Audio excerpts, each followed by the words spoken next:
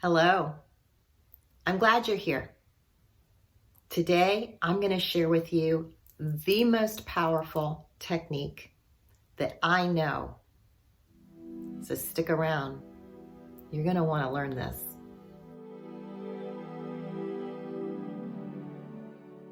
This is Carolyn Pitts with Intendwell. The technique that I want to talk about today is tapping. It's being used around the world to help people overcome PTSD, overcome phobias, overcome addictions, and because it's so effective, it's also being widely studied. And the studies are showing that it has an absolute scientific effect on the amygdala, which is the alarm center in our brains. Tapping evolved from energy medicine. It is a process of stimulating energy meridians in our body. Energy meridians are flows of energy in our body that they're used in acupuncture, acupressure, all types of energy healing modalities. And tapping is basically using your fingertips to stimulate the flow of energy through those meridians. Tapping is an umbrella term for a variety of techniques. The initial technique, which was developed in a clinical setting and is being used widely to this day, is thought field therapy. It's kind of complicated, and it's not what I'm going to teach you today. What evolved out of thought field therapy is EFT, or emotional freedom technique. It has been widely documented through popular self-help literature. There are tons of videos online showing you how to use EFT. It involves tapping on the meridians along with a script of words that address the condition that you're wanting to clear from the alarm centers in your brain.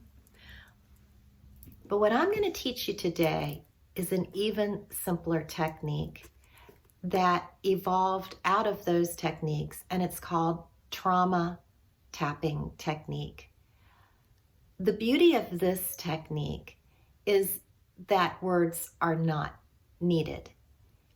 It evolved to be used in settings with individuals who may be in an area of violence, war, a natural disaster, and the relief workers coming into that area don't know the native language, at least not well enough to work on scripts, and they don't have time to sit down with the individuals in that area who are suffering and put a script together. You may remember that diaphragmatic breathing is my number one go-to when I am triggered, because you can use it anywhere, anytime. And I would encourage you to incorporate diaphragmatic breathing with the tapping technique that I'm going to show you in a moment. But tapping takes that relief to another level. It just requires some quiet time away from people to be able to do this technique. I'm not sure how it would go over if you're triggered in a meeting at work and you start tapping. So maybe diaphragmatic breathing in the moment, and then when you can get some time to yourself, tap into tapping. Before we begin tapping, bring to mind very gently, very lightly, the situation that triggered a stress response in your body. We want to have that situation in the back of our minds as we're tapping, because that will help to clear that trigger from our amygdala. But we don't want to focus on it so much that we feel triggered all over again. It may be helpful to take a moment and consider what's called your subjective units of distress or SUDS. How bothered are you by this event? And the benefit of doing that before we start is to notice if there's a difference after we do 2 rounds of tapping. So with that situation gently in your mind that is causing you distress, we will begin tapping on the side of one hand, in the space between the bottom of the finger and the wrist, just right there on the side of the hand. I'm gonna have to take my glasses off because I want to show you spots on the face and the glasses tend to get in the way. Now you can take 1 or 2 fingers and we're going to go right here at the base, the inside corner of the eyebrow. We're tapping on that bony part of the skull, not delicate skin around the eye. Slide your fingers across your eyebrow to the temple. Tap there a few times. Slide your fingers under the eye. Again, on the bony part, not on delicate eye tissue. Remember to keep breathing deeply. The next position is right at the base of the nose, right where it joins the face. There's a little divot there. Just tap right in that divot. The next position is below the lower lip. Again, there's a little indentation there. Tap in that indentation. Now we're going to go back to using 2 hands, and we're going to tap all over our collarbone. And right on that bone that's the collarbone, or right below it, right in that area. You can just tap all around. Now raise one arm, tap from the armpit down, halfway down the side of your body. Just move your hand around, all around in there. Next, we're going to move back to the hand, and we're going to tap on each finger, starting with the little finger. And the position is on the inside of the finger, right there at the top, kind of even with the base of your fingernail.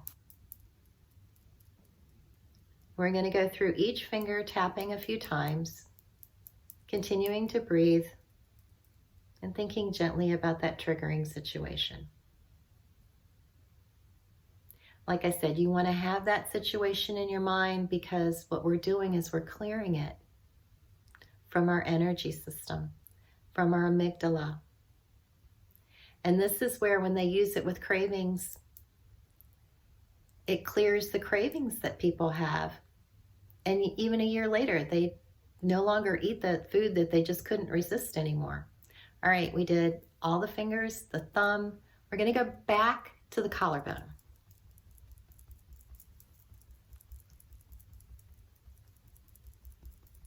Then we're going to take 2 nice, deep, diaphragmatic breaths. Inhale, slow, very slow exhale, as slowly as you can.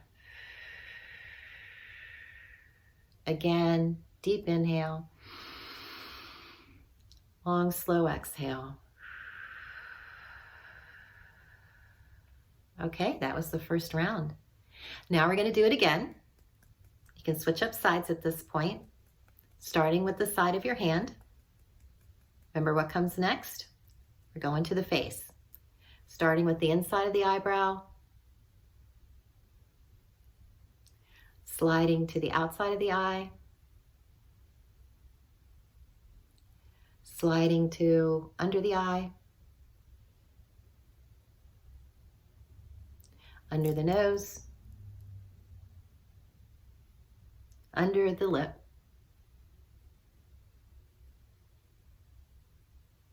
down to the collarbone, tapping all around.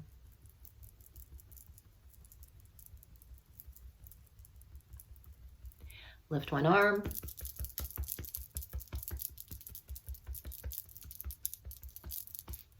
Now we go to the hand, starting with the little finger. Next finger. Middle finger. Index finger. Thumb. Remember what comes last? Back to the collarbone, tapping all around.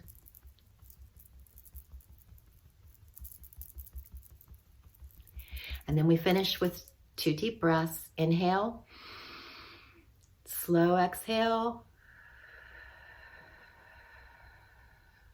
Another inhale, slow exhale.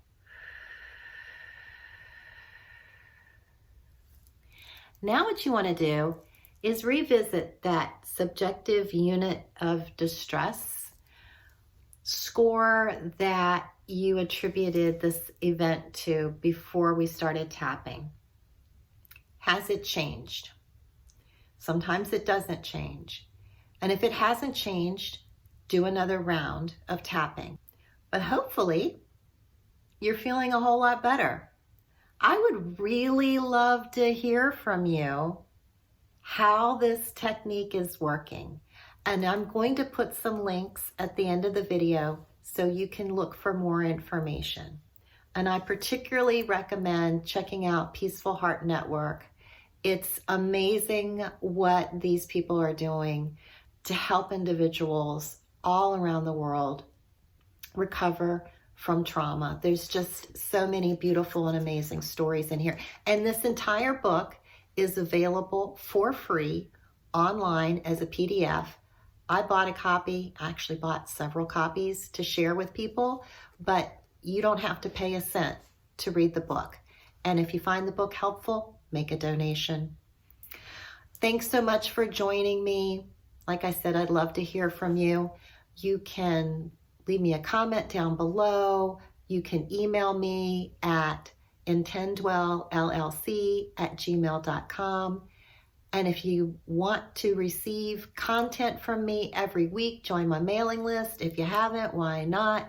I give you a nice, short, sweet newsletter every Friday with all of the content that I have shared for the week, and sometimes a few little bonus extras. So sign up for that at intendwell.us. Just put in your email address and you'll be on my list. Thanks so much for joining me. Have a beautiful day. And remember, the best things in life are intentional.